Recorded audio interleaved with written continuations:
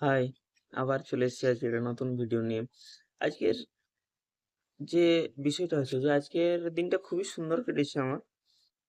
সত্যি কথা বলতে এখন আমার নাইট ডিউটি চলছে। এইজন্য একটু সমস্যা বলতে কি দিনে ঘুম কমপ্লিট করতে হয় আমাকে। তার জন্য ফার্স্ট প্রায়োরিটি আমার কাছে এখন হচ্ছে ঘুম। ঠিক আছে? তারপরে আমার বাকি যেগুলো আছে। কারণ health is very important in your life. তাই শরীরটাকে যত্ন করুন। এটাই আপনার সম্পদ।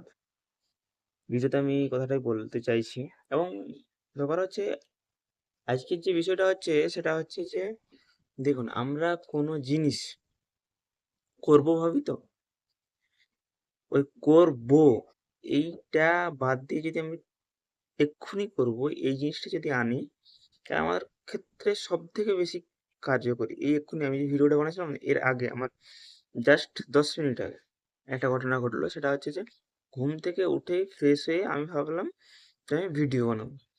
দেন ওই যে ফ্রেশ হওয়ার পরে ফোনটা দেখলাম এবং ফোনে জাস্ট স্ক্রল করতে শুরু করলাম।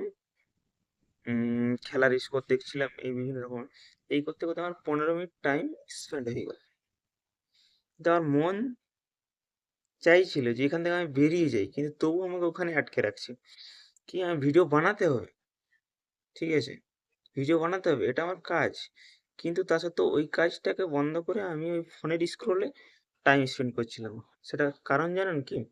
সেটা হচ্ছে যে দেখুন আমাদের মাথাতে যেকোনো কাজ যখনই ওঠে তৎক্ষণাৎ সেই মুহূর্তেই সেই কাজটাকে যদি আমরা করার চেষ্টা করি না, তাহলে কাজটা কমপ্লিট হয়ে যাবে। কিন্তু জাস্ট ওই যে ১০-১৫ সেকেন্ডের মধ্যে ওই যে থিংকিংটা এলো মাথাতে না, ওই চিন্তাটা যদি তখন একটু বন্ধ করে দাও না, তাহলে তোমার ওই কাজটা বন্ধই থেকে যাবে।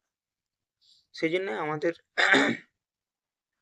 যে বয়স্ক ব্যক্তিরা তারা বলে যে, "কাল করব বলে কোনো জিনিস হয় না। যে কাজটা তোমার করার প্রয়োজন বা যেটা মাথাতে আসছে সেটা এক্ষুনি করো।" এটাই হচ্ছে মেন আমার এই ভিডিওতে কথা বলার একটা যে আজকের যে টপিক সেটা হচ্ছে যে এটাই।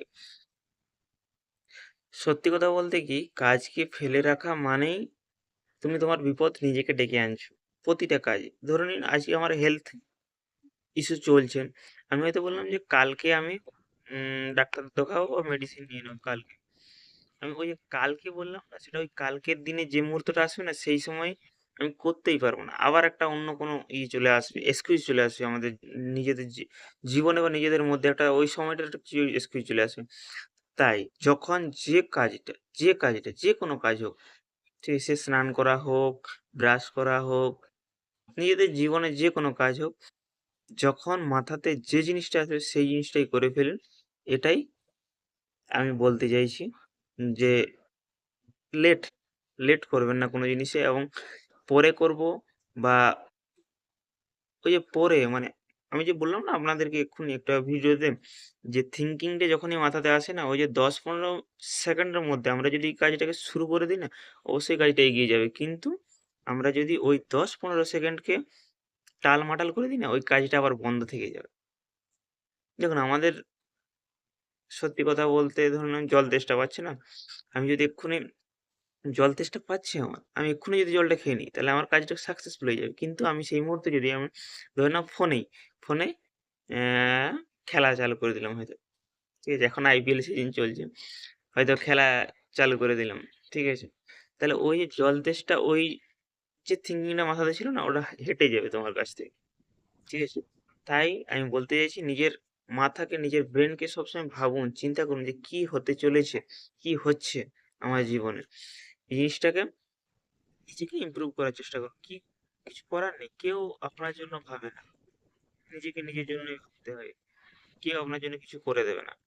চেষ্টা করুন নিজেকে সেলফ ইমপ্রুভমেন্ট করে আবার এগিয়ে নিয়ে যাওয়ার, নিজেকে শক্ত করার এবং কিভাবে নিজেকে উন্নতর দিকে আরো উন্নততর করে নিয়ে যেতে হবে এবং এই ইউনিভার্সকে কিছু দিয়ে যেতে হবে জীবনে।